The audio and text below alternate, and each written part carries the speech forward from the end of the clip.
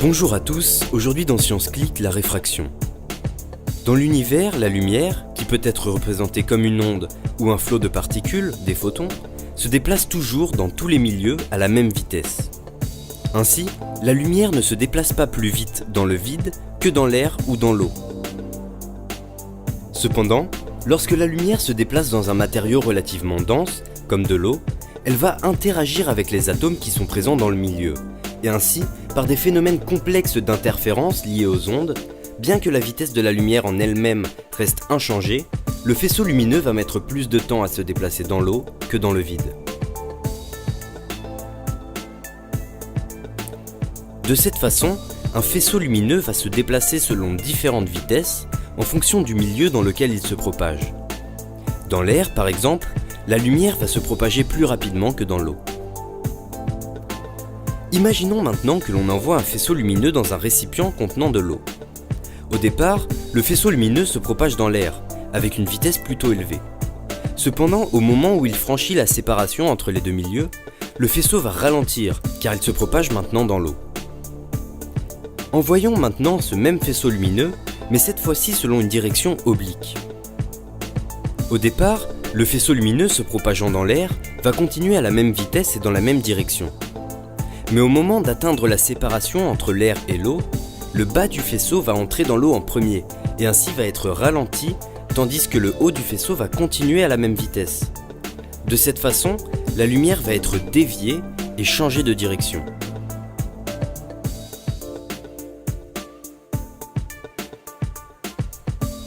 C'est ce phénomène de déviation de la lumière quand elle passe d'un milieu à un autre qu'on appelle réfraction.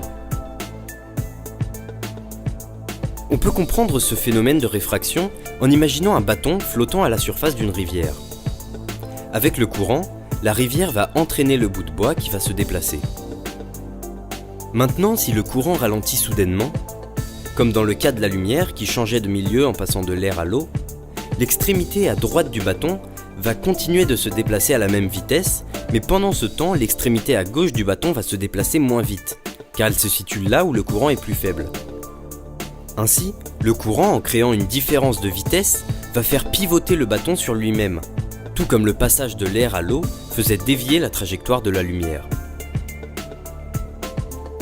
En déviant la trajectoire de la lumière, le phénomène de réfraction provoque des déformations et des illusions d'optique. Par exemple, lorsque l'on plonge un objet dans un verre d'eau, la lumière de cet objet va traverser l'eau, puis le verre, et enfin l'air, avant de parvenir à nos yeux. Ainsi, par réfraction, la lumière va être déviée, et on finira par observer une image de l'objet qui est déformée par rapport à sa vraie forme. La réfraction est donc présente un peu partout dans notre quotidien, lorsque l'on regarde des objets transparents comme du verre ou de l'eau. Mais elle peut également se produire dans l'atmosphère, là où se trouvent par exemple des variations de température. En effet, lorsqu'il fait très chaud, l'asphalte des routes se réchauffe, ce qui fait augmenter la température de l'air environnant. De cette façon, l'air en hauteur est plus froid que l'air qui se situe proche de la route. Or, la lumière se propage plus rapidement dans l'air chaud, qui est moins dense, que dans l'air froid. Suivons alors la trajectoire d'un rayon lumineux émis par le ciel. Au départ, ce rayon lumineux qui se trouve en hauteur va se diriger en ligne droite relativement lentement et descendre progressivement. Mais en se rapprochant du sol, comme il fait de plus en plus chaud, la vitesse de la lumière va augmenter et par réfraction, le faisceau lumineux va être dévié jusqu'à finir par remonter. Ainsi, une personne qui se trouverait sur la route serait en mesure d'observer une image du ciel tout en regardant la route vers le bas.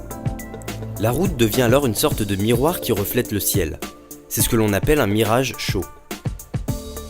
Si à l'inverse il faisait très froid, la température proche du sol serait plus faible qu'en hauteur. Et ainsi on observerait un mirage froid, c'est-à-dire une image surélevée de ce qui se trouve à l'horizon. Le phénomène de réfraction atmosphérique est également à la base des turbulences que l'on observe lorsqu'il fait très chaud ou à l'inverse lorsqu'il fait très froid, du scintillement des étoiles dont la lumière traverse les différentes couches de l'atmosphère avant de nous parvenir, ou encore des déformations que l'on observe sur la forme du soleil couchant. Enfin, la réfraction ne s'applique pas qu'à la lumière, c'est un phénomène qui s'applique à toutes les ondes. Ainsi, on peut par exemple observer la réfraction des ondes sonores. Cette réfraction des ondes sonores a par exemple pour effet que le son a tendance à se diriger vers le haut, là où il fait plus froid.